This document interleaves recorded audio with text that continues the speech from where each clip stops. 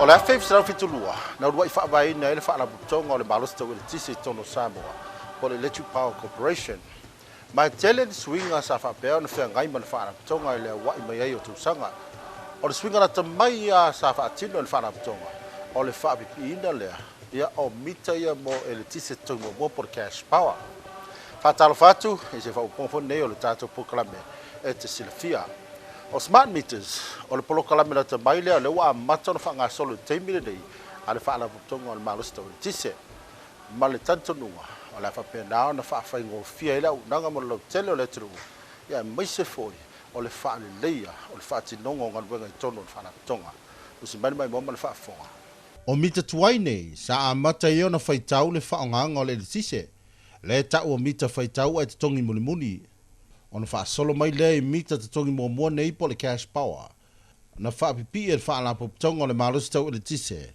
e le tusa ma le 10 tausaga toluai o le taimi nei o lea ua lafoaʻi mita tuai nei ona o lea ua faasolo ona faapipii tuaiga o mita fou ua taʻua o smart meters nei vai taimi ma nei foi tausaga ia le ua papaai le tatou komiti faafoifoi ma le pulega ma le faalapuputoga ia ina ia faaogāina ia mita ia taʻua o smart meters o le mafuaga e ua faaogā ai le tatou faalapuputoga ia smart meters ia o gatusa foʻi ma fuafuaga lautele le malo le ia pei o le digital transformation o le tatou smart meters la o se tasi o vaega o le tatou poloketi ao tele o le smart power o smart meters la e sui ai a tatou mita uma lo ia i temi nei e le agata i cash power po mita foi e totogi muamua ia e faapea foi ia mita o loo faitau pea le temi nei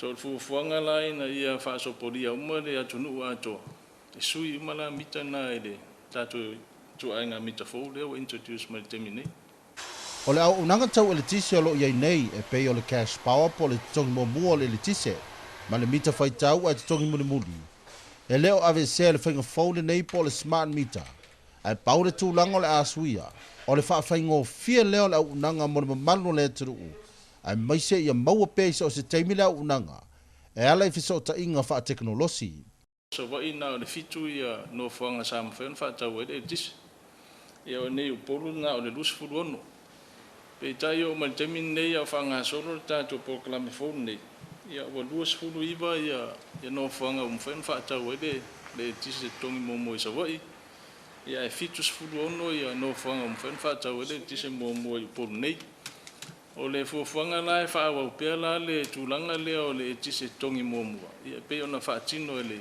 cash power pau le tulaga lea la asiitia mauluga ai le auaunaga silifia o le taimi nei a faatau lau cash power e issue atu le EPC ia po le falooloa foi o lo faatau le cash power ia numera e te alu e tā i tono le mita o le suiga la lela i ai le smart meters e lē toe matua iā oe se numera e tā i le mita e oko meki ana na alu lea o faʻiga o le tise le ua e faataua i lau mita o le mafuaaga ona o le technology o loo faaogā le cash power taimi nei it's a one-way communication foʻi lele ia peitaʻi la o le tatou smart meter fou lea ua introduce it's a two-way communication lona uiga e mafai a ona fesootaʻi atu le tatou ofisa autū i nei sogi i lau mita e mafai foi ona fesootaʻi mai le mita le tatou ofisa autū e le agata lenā a o le a mafai foi e consumers ona access a latou mita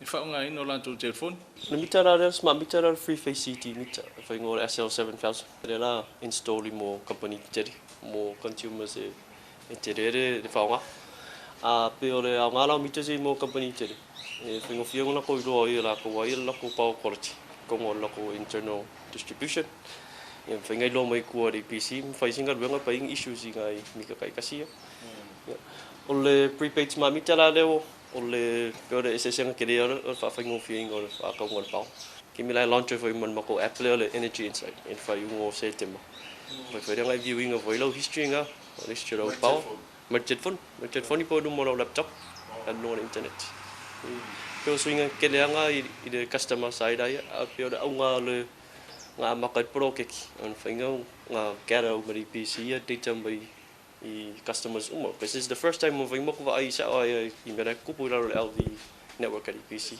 La ngala tita there and thing mo ko formulating solutions ni issues in lalongan mo ko low voltage network. Ma sasonin mo ko move the government mandates 2025 100% renewable energy the luafe dori. Olo mato ngā lue ma le Blue Sky le la to Apple o le Mtala e whapenga fo i le company o Digicel. Ia ele ngata i leo lo tamu whai fo i na ngā lue ma tātou wharitupe. Ina ia ma whai o na wha ngā i wharitupe whaatau atua i le gas power. O le nganga maurunga o tātou whaala poptong. Ina ia si itia maurunga le tūlanga ia tele ni choices fo i pa ni alternatives. Ia mawhai ona available mo malo le tunu. Ia ele ngata i le tise tongi momo. Ia whapena fo tongi nga mai o la tau pili fo i mōli, mōli silfia. E niso malo le tunu e le o tala whea ngai e le tise tongi momo. O lo mwhaialano mātou tu awanoa e whaaru pe le whaingana. Paule le mea pisidon tā hua le wai. O le a mawhai ona o mātou remote atu le whaitaunga o le mita. A silfia fo e tasi lea lui tau te le sa whea ngai ma tātou whaarapu putonga. O le tui ti o tangata whai ngāruenga. Ia, wa le e fo ila nisi e oi whaitau mai mita. O le taimi nei o lea mātou te ngā lue ma tātou consumer solo o iai pia mita whaitau. Ia, mwhaino lātou whaitau o le mita ma li poti mai tātou whaarapu putonga i whai unga o masina. Ia peita, e fo i taimi e ngalo ai. E ai silfia foi o tātou billing system a le EPC. E close lo le aso muli on masina. Ia close fo le billing o lona winga. A whaila ai ngalo na li poti mai le consumer lo e le mita whaitau le whaitaunga o lana mita. Ia o le ale maua fo ila e whaana poptonga. Ia le information tā uana. Pe tā ila o tātou po kalamele o smart meters. Ia ele ngata o le a mawhaio na o mātou whaitau atua le mita. A o le am whaifo na mātou I loa atu I nei le ofisa autu. Ia le tūlanga le quality o lo iei le tise I o mauta malau.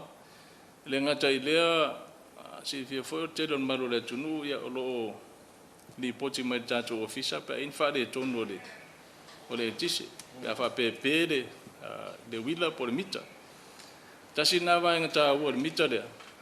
O le a mawhaio na I loa atu le tātou ofisa, ia wa isa wha le tonu o lau mita po ua pēre le wila. Ia ona, o atu leo lau whainga ruenga si ati. Na I loa le tau vidi mai o le maro le atunu. Kia li poti mai ni mea o wha le tonu. E se sosoni o le mita foule po smart mita I nisi o whawhita uli sa polo o mata wina whara turu. Misi ar tu lau whaleta o whapeta ni o power search. E le teimi te au maro si whafua ia pe vai whare ti se whale anga ina ia appliances fo ia pe usa aisa mta whapena. A mesi pe whafua o le power. Sao like o mita sa e alarm sa ko ai on mo office. Pe I the office le PC pe ise whafikau. So power search po low voltage po le malo si voltage power. E la kusa ola lamia mako and then we'll be able to respond to issues kai kasinga. E iai isi o whawhitau le o loo whea ngai ma le whaana poptonga e le tau mata I tuwina lea. O le whaanga o le tise, ai maise, o le whaie nisi o whainga whaasotu la whono. O le taimi nei o matua whaatupula ia le soltu la whono le o le mita tampering po le whaonga whaasotu la whono. Ia po le whaonga whaongoi fwoi tulou le whaonga ino le tise. Tasi le la le vaenga tā ua te le tātou smart meters. E mawhai au nei loa atu le tātou ofisa autu.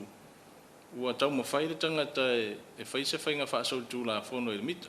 Once la e pick up le tātou system I le main office ia tūlanga whapena. Ia ona sen non leo le tātou technical team I le taimi lava na. Ia e o e siaki mai le mita. Wa e tasi le vaenga te leo lo o ngā lue le tātou whaala popto. Whaisi te leo le tise le whaonga whaasotu la whono le manu le tunu. Ia e mol sin fia fo. O tātou umane tongia le tise le e whaonga whaasotu la whono istangata. O le whautuanga whala le tuina tunu manu le tunu. Ia e te tau ona a e si la fia se si o whaia tūranga lea. E tau ona li poti mai le tātou ofisa awa a whaia te le li potia mai. O lono winga o e maule te tongia le tise la e o la fua ilo tuaui. tasilana vaenga tā ua i le tātou poloketi le smart meters. Ina ia mawhai le tātou EPC ona maua uma ia tangata ia whaonga whaasautu la whono le tātou etisi. O le taimi nei, o leo ua whaasolo na whaapipi mi te phone nei po smart meters, ai maise lawe company, ma o le nei whainganuenga, o lo tau a vea lawe le whaalapo tonga le malos tau e le tise, lo na whaatupenga. E tu sa ma le lua se lau 5 mita wa mai ana whaapipi company te tele, ma le lua se fulu smart meters i lungo pomo lia le whaalapo tonga, o lo iai transformers, e mata i tu ma whai tau le whaongaanga o le tise, e le mamalu le atunuu. Alfa moe le iai a matona whaapia tātou mita i tātou consumers fo i lau tele o malu le tunu. I le whaai unga masina ni o se tema. O le ala i le wha moe o le ala alfanga le ua le a mata mai i tātou pokalame. O i le alfanga le o le tongo. A mata mai le tongo na anga i mai le i whangari i sawa ia tal whātai o pia. Ia anga i vai lima ma wawala. Ia whaasolo atua i vai mea ma moa anga ia tu i nofonga i vai tele. E le tasi se tausanga e whaatino i tātou pokalame.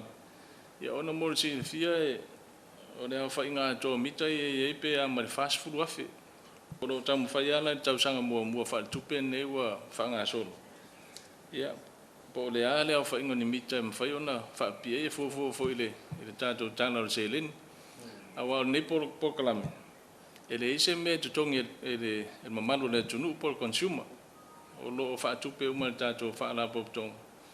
Ia e le au mai au mita ma le whaapi ina o mita. O le whaapipi ai fo i lao mita phone nei. O le a whaingo fia ai fo i le whaalapo tonga o na o ina whaamtalanga mo mia. Mo le fitu na ingo o le tau o le tise. Ai maise o isi o fuafua ngalua le mamao le malo ma le lalulangi. E una ia le whao ngā o malusi anga whaafo wina. O le isi vaenga tā ua le tātou polkalame nei.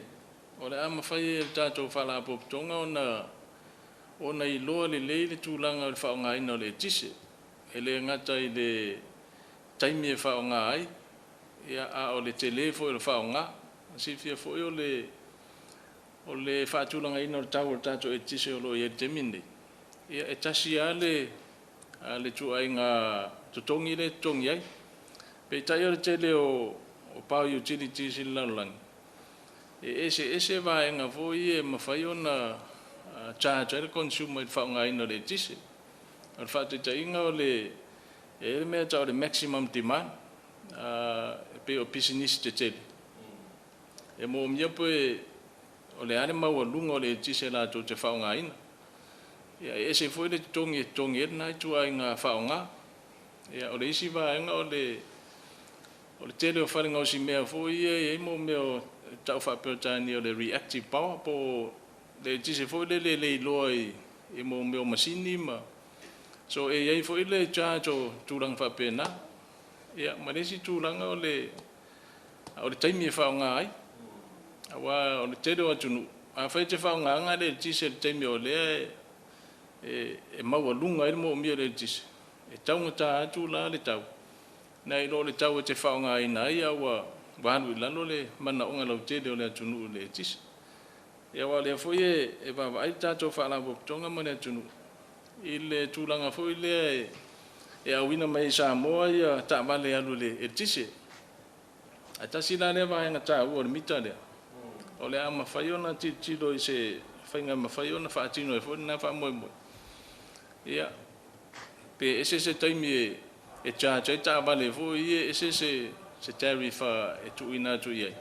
E fua i le low profile foi le la tātou whangai no le tise mai le taimi. So e tasi na wahenga ba ai mamao lo iai. E whaonga ino le mita le smart meters. O le whapipi ina o mita phone nei po smart meters. O le ao fia o mai le atunu. E le ngatai a inga. Ai whapea foi whariwhinga wenga. Manato na ua manino le tātunu i se whaamanga foi mai le whaalapotonga o marusto le tise. E tu sai o le proklame ia po smart meters le ua mato le whapipi. E le ngatai whariwhinga wenga. Ai whapea foi maota malao le tātunu. Se iso whauponga le aso mo mua mo tem nei. Pasoi foi.